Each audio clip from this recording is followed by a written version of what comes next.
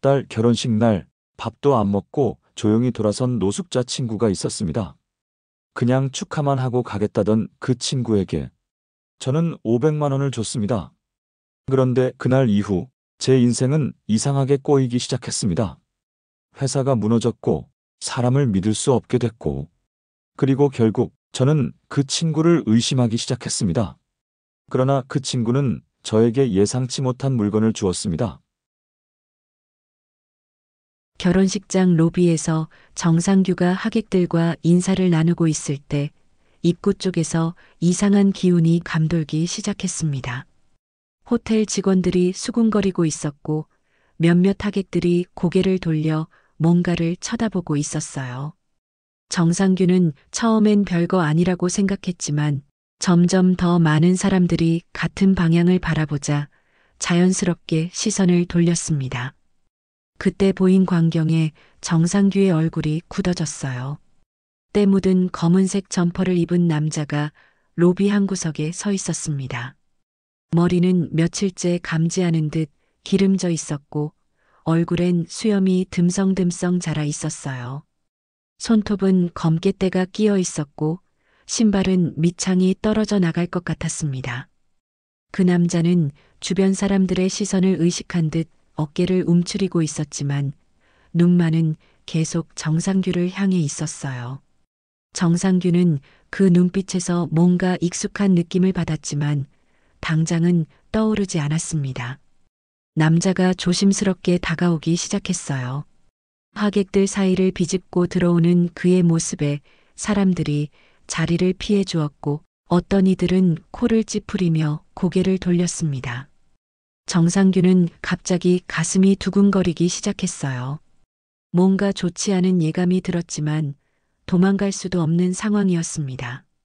주변에 있던 딸 지안이 아버지의 표정 변화를 눈치채고 걱정스러운 눈빛으로 쳐다봤어요. 상규야. 남자가 입을 열었을 때 정상규의 머릿속에 오래된 기억이 번개처럼 스쳐 지나갔어요. 그 목소리, 그 말투. 30년 전 고향에서 함께 뛰어놀던 친구의 목소리였습니다. 나 동철이야. 하동철. 남자가 말을 이었을 때 정상규는 온몸에 소름이 돋았어요. 입술이 바싹 말랐고 목구멍 깊은 곳에서 뭔가 막힌 것 같은 느낌이 들었습니다. 하동철은 예전 모습과는 너무나 달랐습니다. 학창 시절엔 반에서 가장 깔끔하고 똑똑했던 아이였는데 지금은 길거리에서나 볼 법한 행색을 하고 있었어요. 정상규는 뭐라고 말해야 할지 몰라 그냥 서 있었고 주변 하객들의 시선이 점점 더 따가워졌습니다. 동철은 고개를 푹 숙인 채 축하하러 왔어라고 중얼거렸지만 그 목소리엔 미안함과 부끄러움이 가득했어요. 정상규의 머리가 복잡해지기 시작했습니다. 이런 상황을 어떻게 처리해야 할지, 하객들 앞에서 어떤 모습을 보여야 할지 판단이 서지 않았어요. 동철은 계속 고개를 숙인 채 밥은 안 먹을게, 그냥 축하만 하고 갈게라고 말했습니다. 그 말을 들은 정상규는 가슴 한구석이 뜨끔했어요. 어린 시절 함께 뛰어놀던 친구가 이런 모습으로 나타났다는 현실이 받아들여지지 않았습니다. 동철이 돌아서려고 할 때 정상규는 무의식 중에 잠깐이라고 말했어요. 그 순간 주변이 조용해졌고 모든 사람들의 시선이 두 사람에게 집중됐습니다. 정상규는 등에서 식은땀이 흘러내리는 것을 느꼈고 동철은 천천히 고개를 들어 정상규를 바라봤어요. 그 눈빛에는 희망과 절망이 동시에 섞여 있었습니다. 정상규는 주변 사람들의 시선을 의식하며 동철의 팔을 가볍게 잡았습니다. 잠깐 밖에서 얘기하자고 말하며 로비 밖으로 이끌었어요. 동철은 고개를 숙인 채 따라왔지만 발걸음이 무거웠고 어깨가 더욱 움츠러들어 있었습니다. 호텔 입구 옆 조용한 공간에 도착했을 때 정상규는 가슴이 답답해지는 것을 느꼈어요. 30년 만에 만난 친구의 모습이 너무나 충격적이었거든요. 동철아, 어떻게 이렇게... 정상규가 말을 꺼내려 했지만 동철이 먼저 손을 저었습니다. 묻지 마, 상규야. 나도 이런 모습으로 오고 싶지 않았어. 동철의 목소리는 쉬어 있었고 말끝마다 떨림이 있었어요. 정상규는 친구의 얼굴을 자세히 들여다봤습니다. 깊게 패인 주름, 핏기 없는 입술, 움푹 들어간 볼. 이 모든 것들이 동철이 얼마나 힘든 시간을 보냈는지 말해주고 있었어요. 동철은 주머니에서 구겨진 담배 한 개비를 꺼내더니 성냥으로 불을 붙였습니다. 손이 심하게 떨려서 몇 번이나 실패했어요. 정상규는 그 모습을 보며 가슴이 저려왔습니다. 언제부터 이렇게? 정상규가 물었지만 동철은 대답하지 않고 담배만 깊숙이 들이마셨어요. 연기가 나오면서 기침을 몇 번 했는데 그 소리가 너무 거칠었습니다. 상규야, 너 정말 잘 살았구나. 동철이 호텔 건물을 올려다보며 말했어요. 이런 데서 딸 결혼식도 하고. 부럽다. 그 말에는 축하의 마음도 있었지만 자신의 처지를 한탄하는 쓰라림도 섞여 있었습니다. 정상규는 뭐라고 대답해야 할지 몰랐어요. 성공한 자신의 모습이 갑자기 부끄러워졌거든요. 정상규가 지갑을 꺼내기 시작했을 때 동철은 고개를 저었습니다. 아니야, 그런 거 받으러 온 거 아니야. 하지만 정상규는 이미 마음을 정했어요. 지갑에서 500만 원이 든 봉투를 꺼내 동철에게 건넸습니다. 이거라도 받아. 예정이 있잖아. 동철은 한참 동안 그 봉투를 바라보더니 결국 떨리는 손으로 받아들었어요. 고마워, 상규야. 동철의 목소리가 더욱 작아졌습니다. 근데 이거 언젠가 꼭 갚을게. 정상규는 고개를 저으며 그런 거 생각하지 말라고 말했지만 동철의 표정은 더욱 어두워졌어요.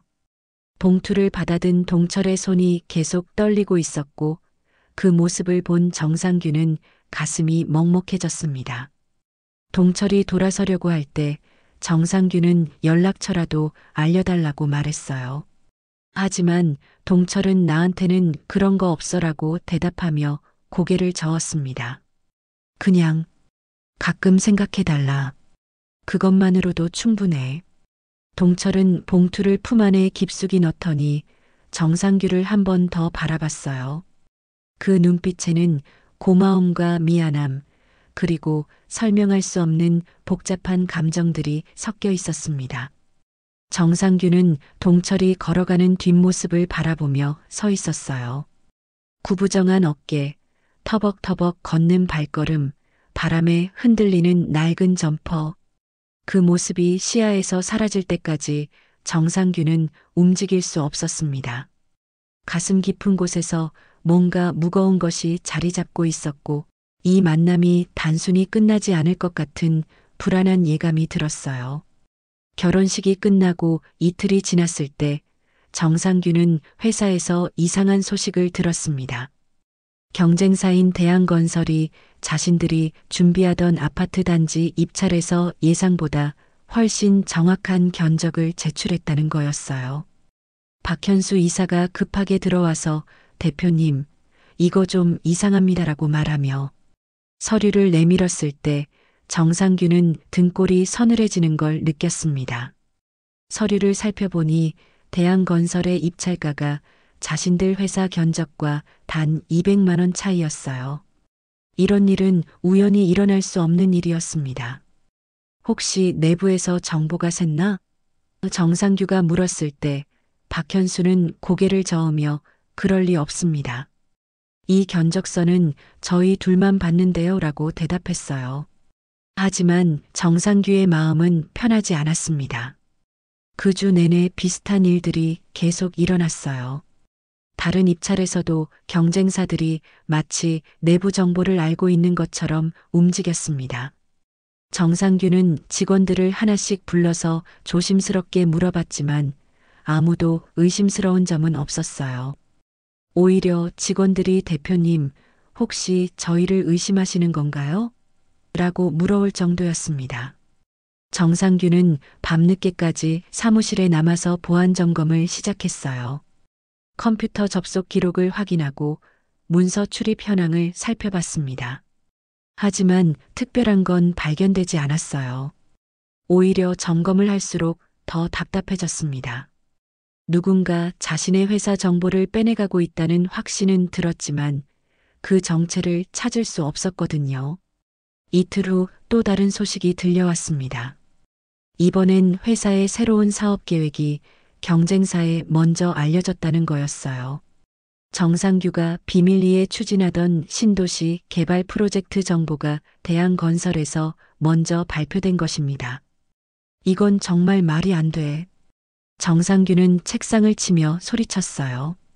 그 순간 머릿속에 동철의 모습이 스쳐 지나갔습니다. 설마. 정상규는 자신의 생각을 부정하려 했지만 의심은 점점 커져갔어요. 동철이 회사 근처에서 어슬렁거리고 있다는 목격담들이 하나둘 들려오기 시작했거든요. 경비원이 요즘 이상한 사람이 건물 주변을 맴돌고 있다고 보고했을 때 정상규의 가슴은 쿵쾅거리기 시작했습니다. 그날 밤 정상규는 잠을 이룰 수 없었어요. 동철에게 준 500만 원이 자꾸 생각났습니다. 혹시 그 돈 때문에 뭔가 잘못된 일에 휘말린 건 아닐까? 정상규는 침대에서 뒤척이며 온갖 상상을 했어요. 친구를 도우려고 준 돈이 오히려 독이 된 건 아닌지, 그 돈으로 동철이 자신을 배신하게 된 건 아닌지, 이런 생각들이 머릿속을 맴돌았습니다. 다음 날 아침 정상규는 회사에 일찍 나와서 보안업체에 연락했어요. 지금 당장 카메라를 더 설치해 주세요. 건물 주변 사각지대까지 모두 감시할 수 있게요. 보안업체 직원이 무슨 일이신가요? 라고 물었지만 정상규는 대답하지 않았습니다. 그저 하루빨리 정체를 밝혀내야 한다는 생각뿐이었어요. 보안 카메라 설치가 끝난 지 사흘 만에 정상규는 충격적인 영상을 보게 됐습니다. 새벽 2시쯤 회사 뒷문 근처에서 어슬렁거리는 남자의 모습이 찍혔어요. 낡은 점퍼에 후드를 깊숙이 쓴 채 건물 주변을 맴도는 그 실루엣은 누가 봐도 동철이었습니다. 정상규는 모니터를 보며 주먹을 꽉 쥐었어요.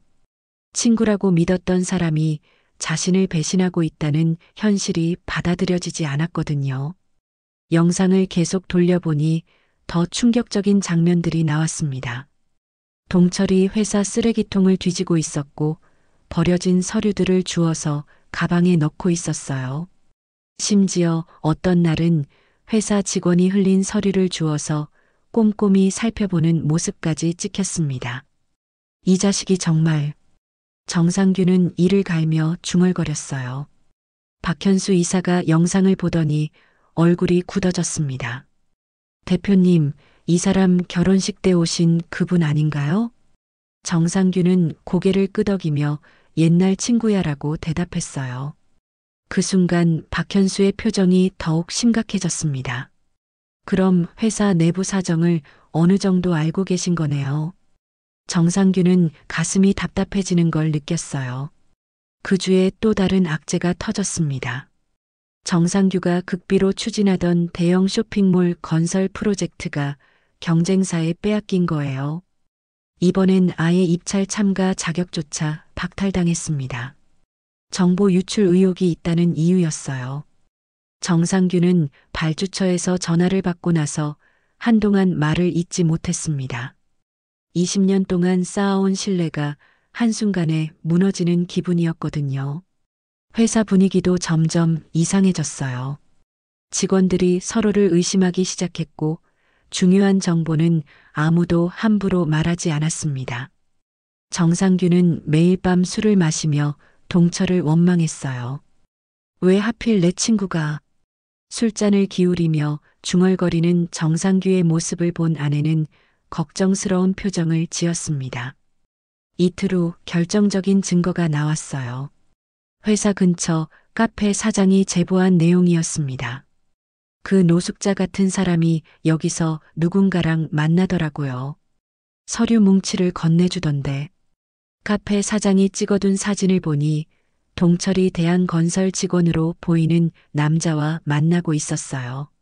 정상규는 그 사진을 보는 순간 온몸에 힘이 빠졌습니다. 이제 확실해졌네. 정상규는 사진을 책상에 던지며 일어섰어요. 박현수가 어떻게 하시겠습니까? 라고 물었지만 정상규는 대답하지 않았습니다. 그저 동철을 직접 만나서 따져봐야겠다는 생각뿐이었어요. 500만 원으로 자신을 팔아넘긴 친구에게 할 말이 너무 많았거든요. 정상규는 동철을 찾기 위해 직접 거리로 나섰습니다. 회사 근처부터 시작해서 노숙자들이 모이는 지하철역, 공원, 고가다리 밑까지 샅샅이 뒤졌어요. 사흘 동안 찾아다닌 끝에 드디어 한강 다리 아래에서 동철을 발견했습니다. 골판지를 깔고 앉아서 소주를 마시고 있는 동철의 모습을 본 정상규는 분노가 치밀어 올랐어요. 야, 하동철. 정상규가 소리치자 동철이 깜짝 놀라며 고개를 들었습니다. 취해 있던 동철의 눈이 초점을 맞추더니 정상규를 알아봤어요. 상규야, 왜 여기까지? 동철의 목소리는 떨리고 있었고 얼굴은 더욱 초췌해져 있었습니다. 정상규는 동철 앞에 쪼그리고 앉으며 주먹을 꽉 쥐었어요. 넌 정말 최저야. 정상규의 목소리에는 분노와 실망이 섞여 있었습니다.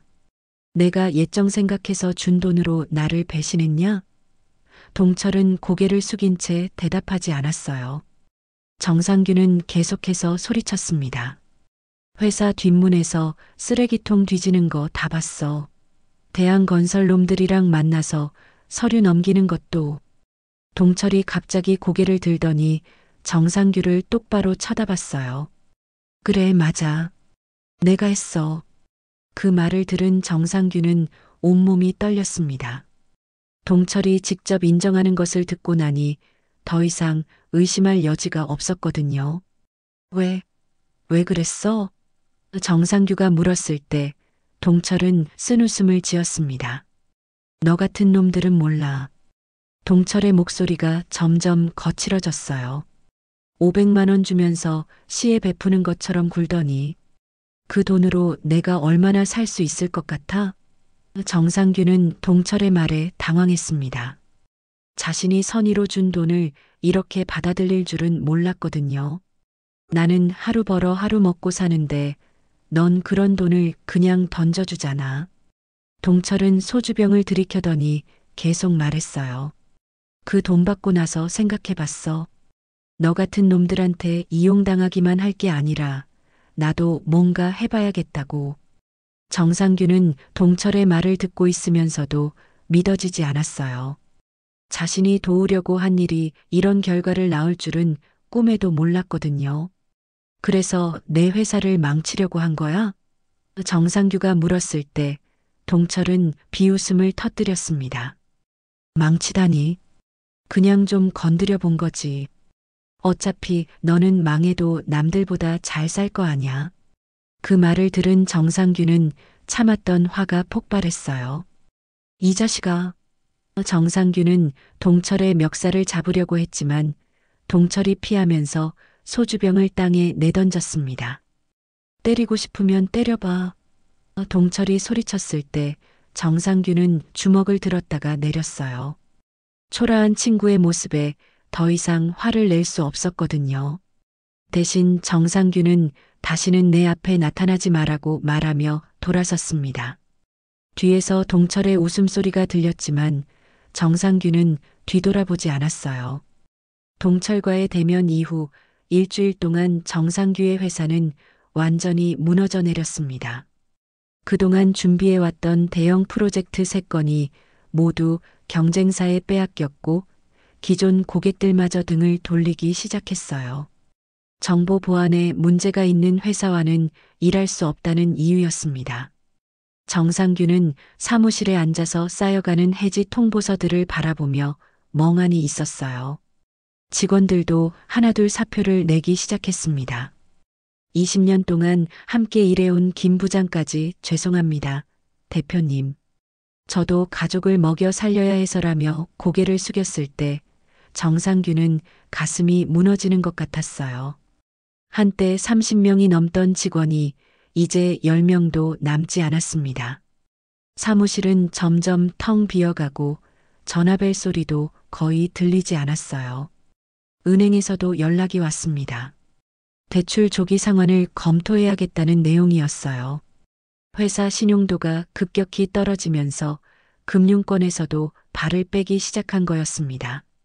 정상규는 통장 잔고를 확인해 보니 회사 운영비조차 부족한 상황이었어요. 이러다가 정말 망하는 건 아닌가 하는 생각이 머릿속을 스쳤습니다. 아내 미영이 걱정스러운 표정으로 물어봤어요. 여보, 정말 괜찮은 거예요? 요즘 너무 힘들어 보이는데. 정상규는 괜찮다고 대답했지만 목소리에는 힘이 없었습니다. 실제로는 모든 게 무너져 내리고 있었거든요. 밤마다 술을 마시며 동철을 원망했지만 그것도 이제 지겨워졌어요. 그날 밤 정상규는 혼자 사무실에 남아서 회사 장부를 정리하고 있었습니다. 이대로 가면 한 달 안에 문을 닫아야 할 상황이었어요. 20년 동안 쌓아온 모든 것이 한순간에 사라질 위기였습니다. 내가 뭘 잘못했다고 이런 일이. 정상규는 책상에 엎드려 한숨을 쉬었어요. 창밖을 내다보니 또 그 익숙한 실루엣이 보였습니다. 동철이 건물 앞에서 어슬렁거리고 있었어요. 정상규는 화가 치밀어 올라 창문을 열고 소리쳤습니다. 아직도 거기서 뭐하고 있어? 하지만 동철은 대답하지 않고 그냥 사라져버렸어요. 정상규는 주먹으로 창틀을 쳤는데 손이 아플 정도였습니다. 박현수 이사가 늦은 시간에 사무실로 들어왔어요. 대표님, 집에 가세요. 이렇게 계속 있으면 몸이 망가집니다. 하지만 정상규는 고개를 저었습니다. 집에 가봤자 뭐해? 아무것도 할 수 없는데. 박현수는 정상규의 어깨를 가볍게 두드리며 내일 다시 생각해 보세요. 길이 있을 거예요 라고 말했지만 정상규에게는 희망 같은 건 보이지 않았어요. 그날 밤 정상규는 사무실 소파에서 잠을 청했습니다. 꿈속에서도 동철이 나타나서 비웃고 있었어요. 이제 어때? 나처럼 바닥에서 살아봐라. 정상규는 꿈에서도 화를 내며 소리쳤지만 동철은 계속 웃기만 했습니다. 새벽에 깨어난 정상규의 얼굴은 눈물로 젖어 있었어요. 정상규가 절망에 빠져 있던 그 다음 날 오전, 박현수 이사가 급하게 뛰어들어왔습니다. 대표님, 큰일입니다. 정상규는 또 무슨 악재인가 싶어서 한숨을 쉬었어요. 하지만 박현수의 표정은 평소와 달랐습니다. 경찰이 왔어요. 그런데 저를 찾는다고 하네요. 정상규는 무슨 소리인지 이해할 수 없었어요. 경찰관 2명이 사무실로 들어와서 박현수에게 수갑을 채웠습니다. 산업기밀 유출 혐의로 체포합니다. 그 순간 정상규는 머리가 하얘졌어요. 박현수가 신뢰했던 이사가 배신자였다는 말인가? 경찰관이 설명해주는 내용을 들어보니 더욱 충격적이었습니다.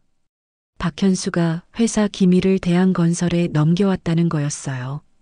잠깐, 그럼 동철이는? 정상규가 중얼거리자 경찰관이 고개를 끄덕였습니다. 그 하동철 씨 맞죠? 그분이 신고하셨어요. 계속 지켜보다가 결정적 증거를 잡아서 신고한 거라고 하더라고요. 정상규는 다리에 힘이 빠져서 의자에 주저앉았어요. 자신이 완전히 잘못 생각하고 있었던 거였습니다. 경찰관이 보여준 증거들을 보니 모든 것이 명확해졌어요. 박현수가 회사 컴퓨터를 이용해서 기밀 자료들을 빼내고 있었고, 동철은 그것을 막으려고 회사 주변을 맴돌고 있었던 거였습니다. 하동철 씨가 우리한테 가져온 사진들이에요. 박현수가 대한건설 직원들과 만나는 장면들이죠. 정상규는 그 사진들을 보며 온몸이 떨렸어요. 박현수가 끌려가면서 대표님, 죄송합니다라고 말했지만 정상규는 대답할 수 없었어요. 몇 년 동안 믿고 일했던 사람이 자신을 배신하고 있었다는 사실이 받아들여지지 않았거든요. 더욱 충격적인 건 동철이 그것을 막으려고 했다는 거였습니다. 자신이 동철을 오해하고 있었던 동안 말이에요. 경찰이 떠나고 나서 정상규는 혼자 남았습니다. 사무실은 조용했고 정상규는 창밖을 내다봤어요. 언제부터인가 동철의 모습은 보이지 않았습니다. 정상규는 급하게 사무실을 나와서 동철을 찾아 나섰어요. 한강 다리 아래, 지하철역, 공원. 동철이 있을 만한 곳들을 모두 뒤졌지만 찾을 수 없었습니다. 하루 종일 찾아다닌 끝에 드디어 폐건물 뒤편에서 동철을 발견했어요. 골판지 위에 앉아서 라면을 먹고 있는 동철을 본 정상규는 가슴이 뭉클해졌습니다. 동철아. 정상규가 부르자 동철이 고개를 들었어요. 왜 또 왔어? 동철의 목소리는 여전히 차가웠지만 정상규는 포기하지 않았습니다. 미안해. 내가 완전히 잘못 생각했어. 정상규가 무릎을 꿇고 사과하자 동철은 당황한 표정을 지었어요. 갑자기 왜 이래? 정상규는 경찰한테 들은 이야기를 모두 말해줬습니다. 동철이 자신을 배신한 게 아니라 오히려 보호하려고 했다는 것, 박현수가 진짜 배신자였다는 것. 동철은 라면 그릇을 내려놓고 정상규를 바라봤어요. 동철은 한참 동안 말이 없었습니다. 그러다가 작은 목소리로 나도 처음엔 그 돈 받고 화가 났어라고 말했어요. 너처럼 잘 사는 놈이 나한테 동정하는 것 같아서. 정상규는 고개를 숙이고 들었습니다. 그런데 며칠 지나니까 생각이 바뀌더라. 그래도 옛날 친구인데 망하는 꼴은 못 보겠더라고. 동철이 계속 말했어요. 처음엔 그냥 회사 앞에서 서성거리기만 했는데 이상한 놈이 밤마다 나타나더라고. 나처럼 행색이 이상한 놈이. 정상규는 그게 박현수였다는 걸 깨달았어요. 그래서 뒤를 밟아봤더니 너희 회사 직원이었어. 계속 지켜보니까 뭔가 수상하더라고. 밤마다 사무실에 나와서 뭔가 하고 있었거든. 정상규는 동철의 이야기를 들으며 눈물이 났어요. 자신이 의심하고 원망하는 동안 동철은 묵묵히 자신을 지켜주고 있었던 거였습니다. 고마워, 동철아. 정말 고마워. 정상규가 말하자 동철은 어색하게 웃었어요. 뭘? 친구 좋다는 게 그런 거 아냐? 그날부터 정상규는 동철을 도와주기 시작했어요. 하지만 이번엔 단순히 돈을 주는 게 아니라 동철이 새로운 시작을 할 수 있도록 도왔습니다. 동철은 노숙자들을 위한 작은 일자리를 만들고 싶다고 했어요. 길에서 살아보니까 알겠더라. 돈보다 일할 기회가 필요해. 정상규는 동철의 말에 깊이 공감했습니다. 정상규의 회사도 점차 회복되기 시작했어요. 박현수 때문에 잃었던 신뢰를 되찾는 데는 시간이 걸렸지만 진실이 밝혀지면서 고객들이 돌아오기 시작했습니다. 무엇보다 정상규 자신이 달라졌어요. 예전처럼 단순히 돈만 벌겠다는 생각이 아니라 의미 있는 일을 하고 싶다는 마음이 생겼거든요. 6개월 후 동철의 회사는 놀라운 성과를 거뒀습니다. 노숙자들에게 일자리를 제공하는 사회적 기업으로 인정받았고 정부 지원까지 받게 됐어요.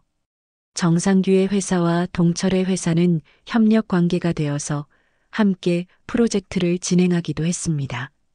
정상규는 동철을 볼 때마다 뿌듯했어요. 어느 날 정상규와 동철이 함께 식사를 하고 있을 때 동철이 말했어요.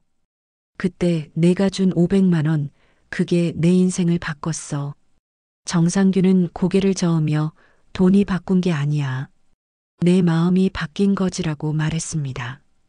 동철은 웃으며 그래도 시작은 그 돈이었어. 누군가 나를 믿어준다는 느낌을 받았거든이라고 대답했어요. 두 사람은 오랫동안 이야기를 나눴습니다. 어린 시절 추억부터 앞으로의 계획까지. 정상규는 진짜 친구가 무엇인지 다시 한번 깨달았어요.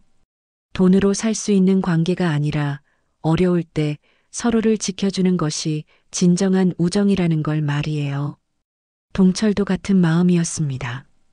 밥은 못 먹고 갔지만 그날 받은 건 돈보다 더 큰 용기였다고 나중에 말했거든요.